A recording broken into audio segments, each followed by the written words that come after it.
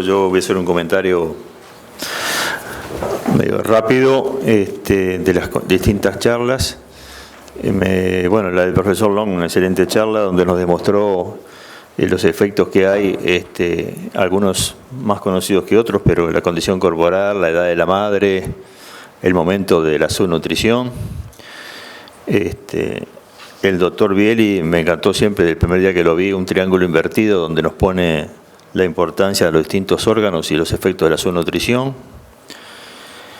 El ingeniero Luzardo me introdujo un tema que yo le iba a hablar, que era la epigenética. Digo, capaz que esto no solamente se mantiene en los hijos, sino también en los nietos.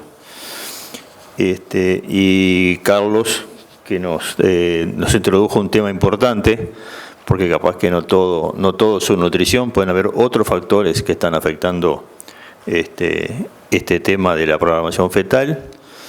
Y bueno, yo creo que uno de ellos es importante, fue el momento de la esquila o la esquila en sí mismo, ya que hay trabajos bastante veteranos de los años 40 y 50 que nos mostraban cómo el desarrollo de la población folicular estaba afectado por la subnutrición.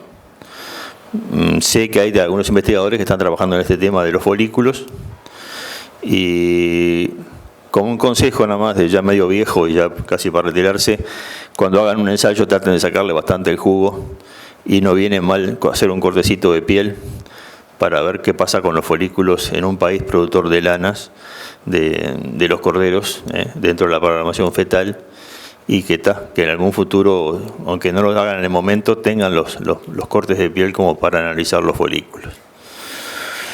Bueno, para no ser muy largo, porque esto tiene su tiempo, arrancaríamos con las preguntas. No se peleen por preguntar. Pueden levantar la mano.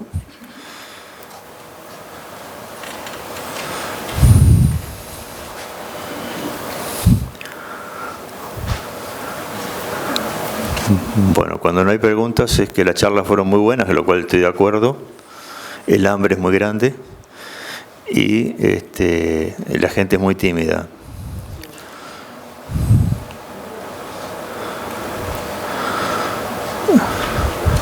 Si no hay preguntas, podrían haber allá, ¿sí? Sí. Buen día a todos. Muchas gracias por el tiempo que nos dedicaron. Un poco la consulta venía por el lado de si han visto algún efecto en lo que tiene que ver con la grasa intramuscular para los efectos de terneza y en el momento de esos tipos de subnutrición, que también Long lo mencionaba, dónde se depone la grasa y los efectos que tiene desde el punto de vista de la gluconeogénesis y todo el tema de formación y la distribución de la energía a posteriori para un producto tan importante como la carne, ¿no? Sí. No hemos estudiado, o sea, no hemos cuantificado la grasa intramuscular químicamente. Es algo que se puede hacer perfectamente. Y eso asociado a lo que es terneza es verdad, pero también hay otro componente que no lo hemos estudiado nosotros, que también lo que se llama dureza base, que es todo el tema del tejido conectivo, ¿no? No solo el contenido, sino la solubilidad que puede tener. Hay tres procesos grandes que de alguna manera determinan la terneza, que uno es esa dureza base, otro es el acortamiento del sarcómero en el rigor mortis, y el tercer factor que te va a determinar de alguna manera la terneza que va a tener es toda la actividad proteolítica post-mortem que hay, que es enzimática básicamente. Entonces, lo de la grasa intramuscular asociada a terneza es así, pero hay que darle su importancia relativa respecto a los otros componentes que también influyen en la terneza y tal vez en mayor medida, ¿no? La grasa intramuscular, tal vez su peso relativo esté más asociado a lo que puede ser el desarrollo del flavor que va a tener esa carne cuando la cocinemos, más que en la terneza en sí. Si bien hay una asociación en cuanto a mayor nivel de infiltración intramuscular, una mejora en la textura de la carne, también están esos otros elementos que que te mencionaba. No lo hemos estudiado aún, pero es algo que nosotros podríamos ya hacer por el laboratorio de Tacuarembó. Hay un análisis que hacemos que es el perfil de ácidos grasos, en el cual previamente lo que hay que hacer es la extracción de grasa intramuscular, de alguna manera cuantificar el porcentaje de grasa intramuscular previo a determinar el perfil de ácidos grasos. O sea que la respuesta es: no lo hemos hecho, pero es algo que se podría hacer. Tiene también que ver, asociando parte de la definición, el tema del color.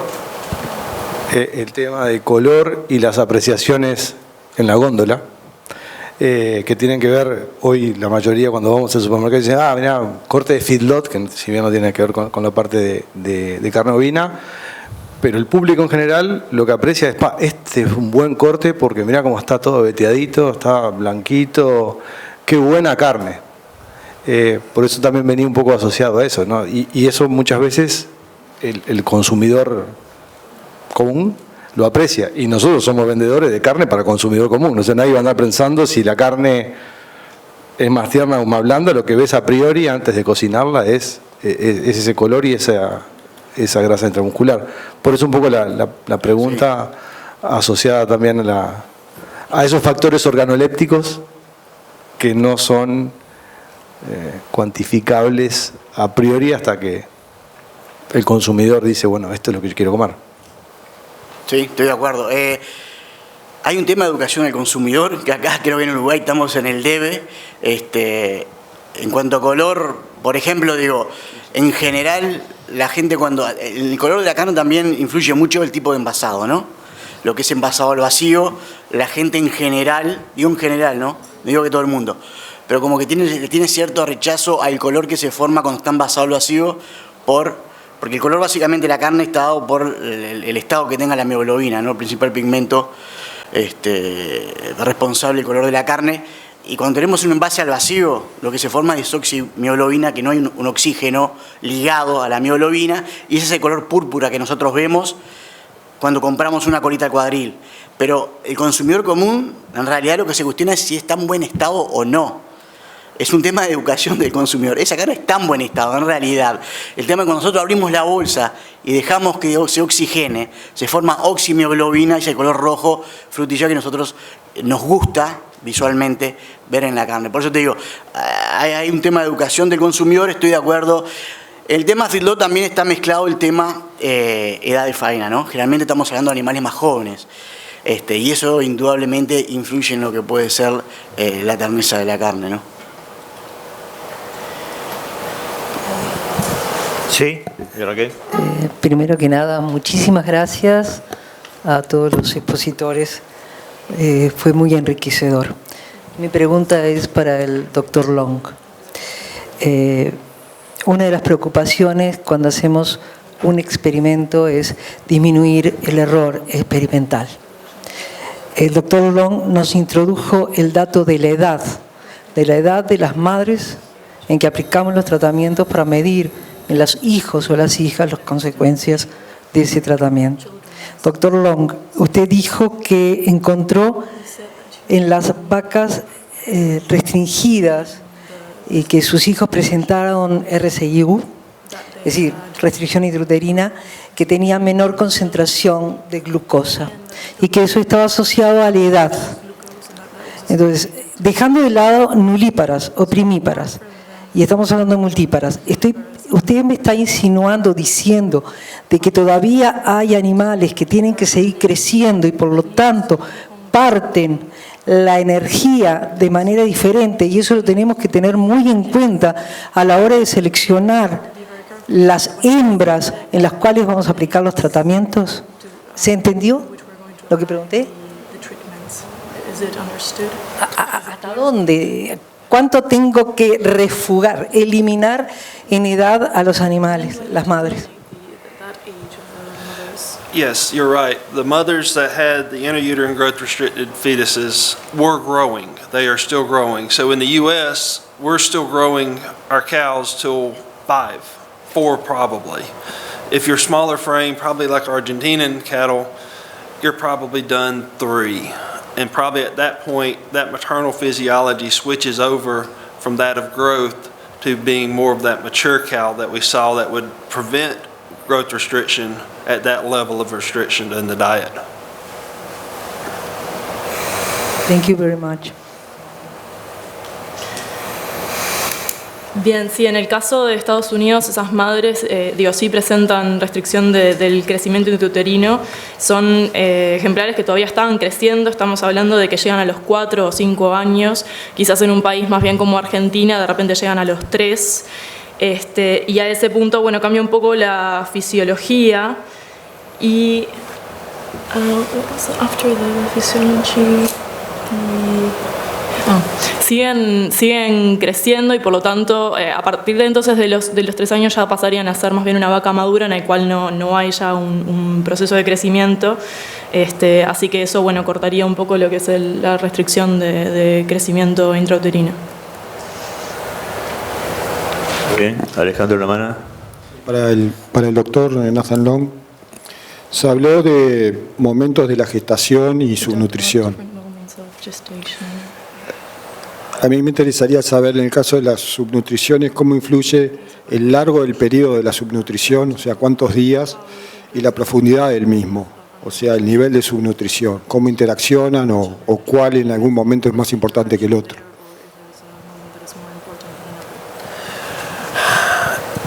It depends on what you're looking at as far as which one is more important. If you look at compromising organ structure and function and altering stem cells and all that leads to, undernutrition is during the first half of gestation is more important than the second half of gestation. I'll let you say. Eso depende, cuál es más importante, depende un poco, bueno, con la cuestión de la estructura de los órganos y la alteración de las células. En general podemos decir que la primera mitad de la gestación es más importante que la segunda mitad de la gestación. If we look at the second half of gestation or late gestation, we seem to be more consistent in causing growth changes, but we don't seem to be changing the carcass as much in the carcass composition as much in late gestation. Or if we look at early gestation, nutrient restriction, we do seem to really affect those adipose tissue depots, particularly the visceral, the perirenal, the abdominal, and the mesenteric depots pretty hard and end up getting a lot more adipose tissue mass when we look at those offspring at harvest. Si hablamos de la segunda mitad, hay más uniformidad en el cambio, en el crecimiento, no tanto en lo que son cambios en la canal.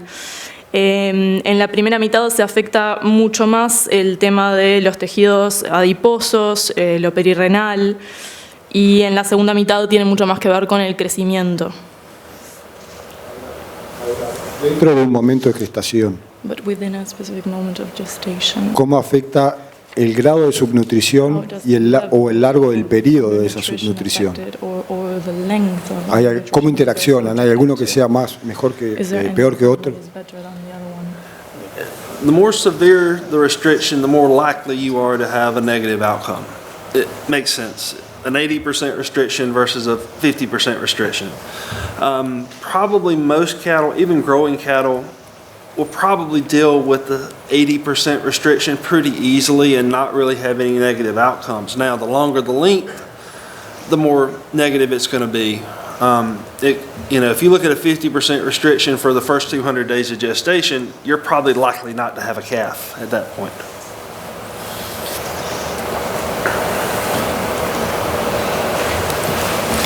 Bueno, cuanto más largo sea el periodo de restricción, más negativos van a ser los resultados.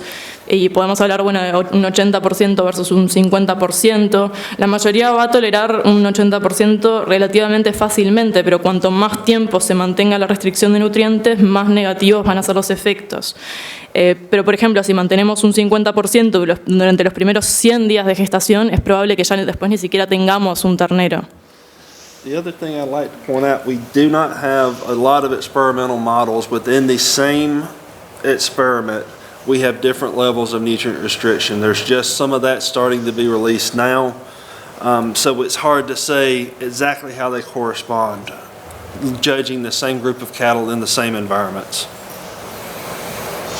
También no tenemos muchos modelos experimentales de esto, entonces recién es algo que se está estudiando y no se sabe exactamente cómo es que esto se corresponde aún.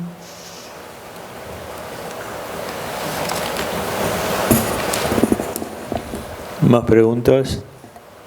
Sí, Adrián.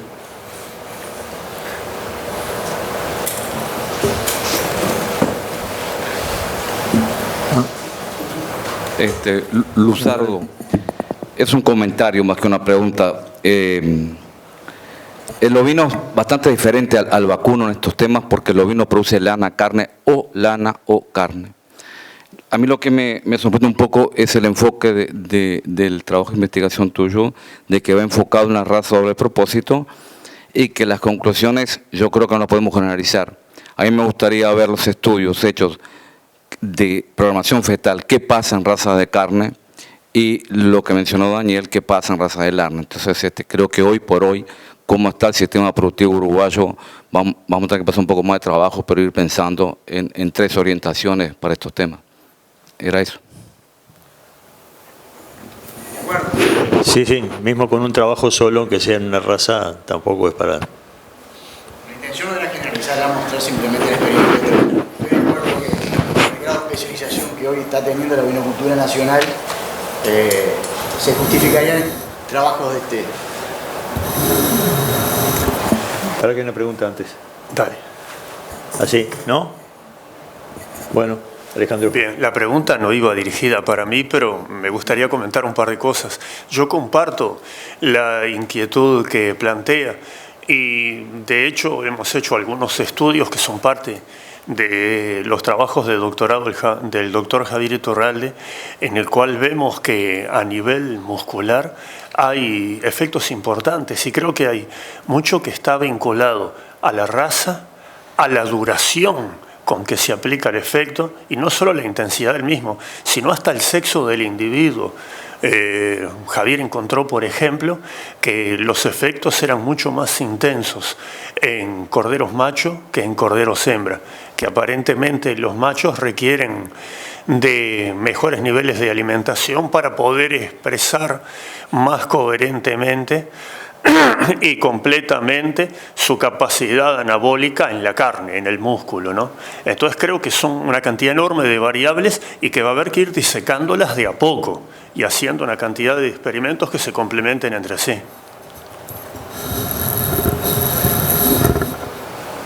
Yo tengo una pregunta para el doctor Long.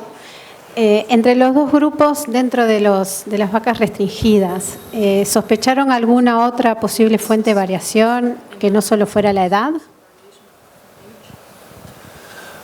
No, it was actually a complete surprise when we did the necropsies at why did we get these 2 groups of fetuses, and there was arguments among all of the collaborators as to what we should do with them. There was some that chose to publish some papers and looked at all 10 nutrient-restricted fetuses together, and as a general rule, they induced a lot of variation in that because of that, and me and Dr. Ford went back and forth about how we should handle it, and I said, we clearly have something going on here.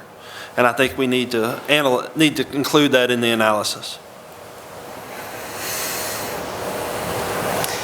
Bueno, de hecho fue una sorpresa en la necropsia ver eso y hubo muchos distintos argumentos sobre qué hacer. Algunos planteaban publicar papers y analizar todos los casos. En general hubo muchas charlas al respecto. Con mis colegas en particular nos preguntamos qué hacer y pensamos que es algo que debíamos seguir investigando.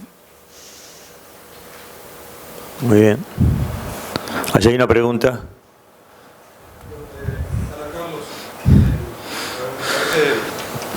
Carlos, me parece muy interesante el modelo experimental, entonces, pero al mismo tiempo, por lo menos en lo reproductivo, mostraste solo de hembras y no de machos, y en variables que son quizás de las menos sensibles, entonces, ¿hasta dónde no puede haber muchos efectos que no estén siendo detectados en situaciones en que la respuesta sea más sensible en sí o a más largo plazo?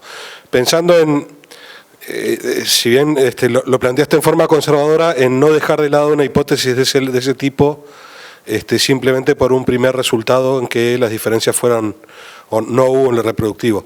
Y lo otro es que probablemente en machos haya variables mucho más sensibles que en hembras por el tipo de variables en sí mismas, ¿no?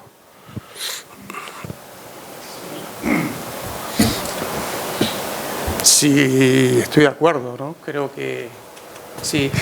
Yo los datos, no sé si entendí bien, y fui muy rápido con los datos de los machos reproductivos, pero en realidad no encontramos diferencias en lo que nosotros estudiamos, ¿no? Que fue la edad, la pubertad, y en este momento, bueno, creo que fue eso lo que estudiamos.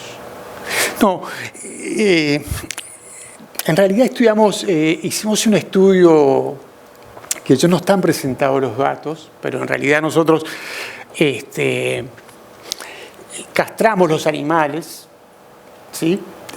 Los castramos en estación reproductiva, castramos una muestra del total de cada grupo, en estación reproductiva y en estación no reproductiva. Y hicimos estudios, primero hicimos un estudio ecográfico para ver la calidad de la imagen, si podía haber alguna diferencia, y después hicimos estudios histológicos que lo hicimos con el laboratorio de Bieli,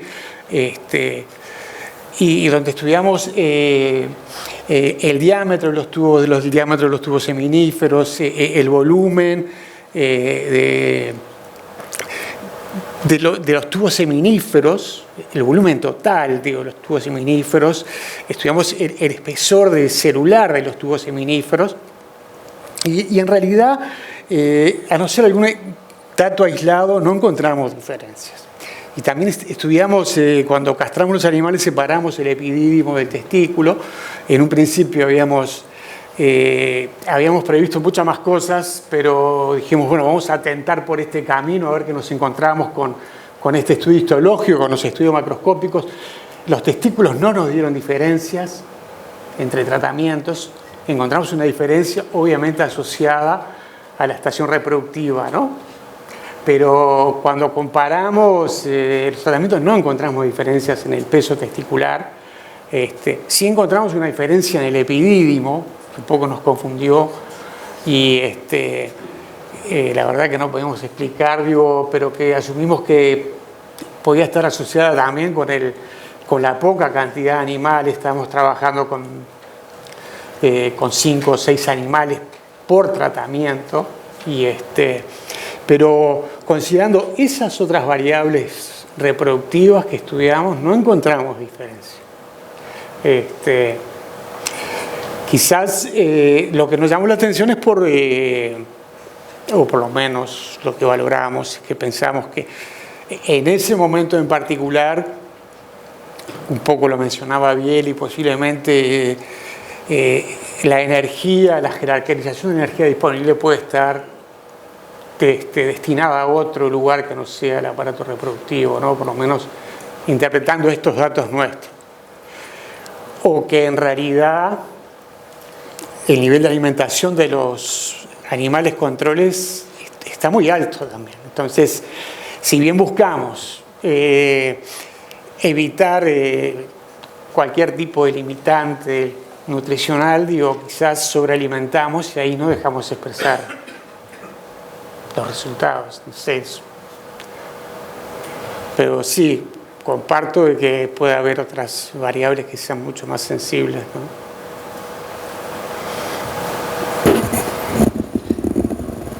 Raquel. Tato. Hola. El enfoque tuyo, sabes que me encanta porque aborda fetal programming de otra manera. Y además nos da una herramienta que si da resultado, la tenemos incorporada al sistema.